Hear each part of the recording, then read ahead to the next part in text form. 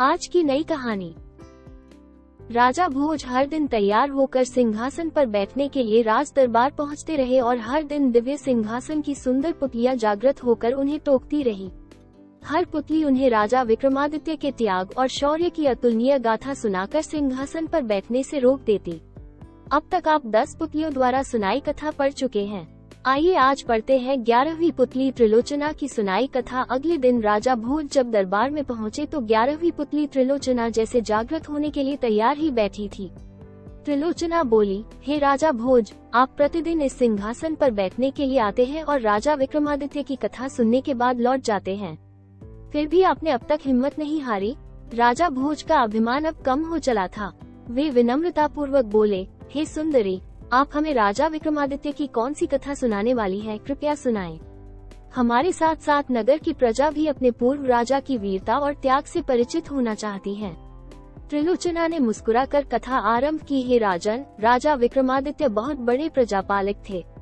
उन्हें हमेशा अपनी प्रजा की सुख समृद्धि की ही चिंता सताती रहती थी। एक बार उन्होंने एक महायज्ञ करने की ठानी। असंख्य राजा महाराजाओं, पंडितों और ऋषियों को आमंत्रित किया। यहाँ तक कि देवताओं को भी उन्होंने नहीं छोड़ा। पवन देवता को उन्होंने खुद निमंत्रण देने का मन बनाया तथा समुद्र देवता को आमंत्रित करने का काम एक योग्य ब्राह्मण को सौंपा। दोनों अपने काम से विदा हुए। जब विक्रम वन में पहुँचे तो उन्होंने ध्यान करना शुरू किया ताकि पवन देव का पता ठिकाना ज्ञात हो। योग साधना से पता चला कि पवन देव आजकल सुमेरु पर्वत पर वास करते हैं। उन्होंने सोचा अगर सुमेरु पर्वत पर पवन देवता का आह्वान किया जाए तो उनके दर्शन हो सकते हैं। उन्होंने दोनों बेतालों का स्मरण किया तो वे उपस्थित हो गए। उन्होंने उन्हें अपना उद्देश्य बताया। बेतालों ने उन्हें आनन फानन में सुमेरु पर्वत की चोटी पर पहुंचा दिया। चोटी पर इतना तेज हवा थी कि पैर जमाना मुश्किल था। बड़े बड़े वृक्ष और चट्टान अपनी जगह से उड़कर दूर चले जा रहे थे, मगर विक्रम तनिक भी विचलित नहीं हुए। वे योग साधना में सिद्धहस्त थे, इसलिए एक जगह अचल होकर बैठ गए। बाहरी दुनिया को भूलकर पवन देव की साधना में रत हो गए। न कुछ खाना, न पीना, सोना और आराम करना भूलकर साधना में लीन रहे। आखिरकार पवन देव ने सुधि ली। हवा का बहना बिल्कुल थम गया। मंद मंद बहती हुई वायु शरीर की सारी थकान मिटाने लगी। आकाशवाणी हुई, हे राजा विक्रमादित्य, तुम्हारी साधना से हम प्रसन्न हुए। अपनी इच्छा बताएं। विक्रम अगले ही क्षण सामान्य अवस्था में आ गए और हाथ जोड़कर बोले कि वे अपने द्वारा किए जा रहे महायज्ञ में पवन देव की उपस्थिति चाहते हैं। पवन देव के पधारने से उनके यज्ञ की शोभा बढ़ेगी। ये बात विक्रम ने इतना भावुक होकर कही कि पवन देव हंस पड़े। उन्होंने जवाब दिया कि सशरीर यज्ञ में उनकी उपस्थिति असंभव है। वे अगर सशरीर गए तो विक्रम के राज्य में भयंकर आंधी तूफान आ जाएगा। सारे लहलहाते खेत, पेड़ पौधे, महल और झोपड़ियां सब की सब उजड़ जाएंगी। रही उनकी उपस्थिति की बात, तो संसार के हर कोने में उनका वास है, इसलिए वे अप्रत्यक्ष रूप से उस महायज्ञ में भी उपस्थित रहेंगे। विक्रम उनका अभिप्राय समझकर चुप हो गए। पवन देव ने उन्हें आशीर्वाद देते हुए कहा कि उनके राज्य में कभी अनावृष्टि नहीं होगी और कभी दुर्भिक्ष का सामना उनकी प्रजा नहीं करेगी। उन्होंने विक्रम को कामधेनु गाय देते हुए कहा कि इसकी कृपा से कभी भी विक्रम के राज्य में दूध की कमी नहीं होगी। जब पवन देव लुप्त हो गए तो विक्रमादित्य ने दोनों बेतालों का स्मरण किया और बेताल उन्हें लेकर उनके राज्य की सीमा तक आए। जिस ब्राह्मण को विक्रम ने समुद्र देवता को आमंत्रित करने का भार सौंपा था, वो काफी कठिनाइयों को झेलता हुआ सागर तट पर पहुंचा।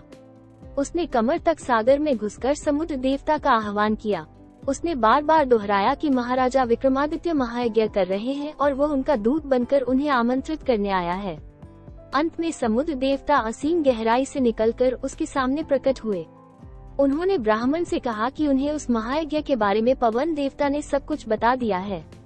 वे पवन देव की तरह ही विक्रमादित्य के आमंत्रण का स्वागत तो करते हैं, लेकिन सशरीर वहां सम्मिलित नहीं हो सकते हैं। ब्राह्मण ने समुद्र देवता से अपना आशय स्पष्ट करने का सादर निवेदन किया, तो वे बोले कि अगर वे यज्ञ में सम्मिलित होने गए तो उनके साथ अथाह जल भी जाएगा और उसके रास्ते में पड़ने वाली हर चीज डूब जाएगी। चारों ओर प्रलय सी स्थिति पैदा हो जाएगी, सब कुछ नष्ट हो जाएगा। जब ब्राह्मण ने जानना चाहा कि उसके लिए उनका क्या आदेश है, तो समुद्र देवता बोले कि वे विक्रम को सकुशल महायज्ञ संपन्न कराने के लिए शुभकामनाएं देते हैं। अप्रत्यक्ष रूप में यज्ञ में आद्योक्ति विक्रम उन्हें महसूस करेंगे, क्योंकि जल की एक एक बूंद में उनका वास है। यज्ञ में जो जल प्रयुक्त होगा उसमें भी वे उपस्थित रहेंगे। उसके बाद उन्होंने ब्राह्मण को 5 रत्न और एक घोड़ा देते हुए कहा, मेरी ओर से राजा विक्रमादित्य को यह उपहार दे देना। ब्राह्मण घोड़ा और रत्न लेकर वापस चल पड़ा। उसको पैदल चलता देख वो घोड़ा मनुष्य की बोली में उससे बोला कि इस लंबे सफर के लिए वो उसकी पीठ पर सवार क्यों नहीं हो जाता। उसके ना नुकुर करने पर घोड़े ने उसे समझाया कि वो राजा का दूत है, इसलिए उसके उपहार का उपयोग वो कर सकता है। ब्राह्मण जब राजी होकर बैठ गया तो वो घोड़ा पवन वेग से उसे विक्रम की दरबार ले आया। घोड़े की सवारी के दौरान उसके मन में इच्छा जगी, काश ये घोड़ा मेरा होता। जब विक्रम को उसने समुद्र देवता से अपनी बातचीत सविस्तार बताई और उन्हें उनके दिए हुए उपहार दिए, तब बिना कुछ कहे ही राजा विक्रमादित्य ने कहा कि 5 रत्न तथा घोड़ा ब्राह्मण को ही प्राप्त होने चाहिए, क्योंकि रास्ते में आने वाली सारी कठिनाइयां उसने राजा की खातिर हंसकर झेली। उनकी बात समुद्र देवता तक पहुंचाने के लिए उसने कठिन साधना की। ब्राह्मण रत्न और घोड़ा पाकर अति प्रसन्न हुआ। इतना कहकर त्रिलोचना बोली, राजान, विक्रमादित्य की तरह प्रजापालक और अत्यंत दयालु राजा न हुआ है और न होगा। अगर इस सिंहासन पर बैठने की लालसा है तो आपको भी उनके गुणों को आत्मसात करना होगा। त्रिलोचना पुनः पुतली रूप में सिंहासन पर स्थापित हो गई। अगले दिन 12वीं पुतली पद्मावती ने रोका राजा भोज का रास्ता और सुनाए आकर्षक गाथा। राधे राधे।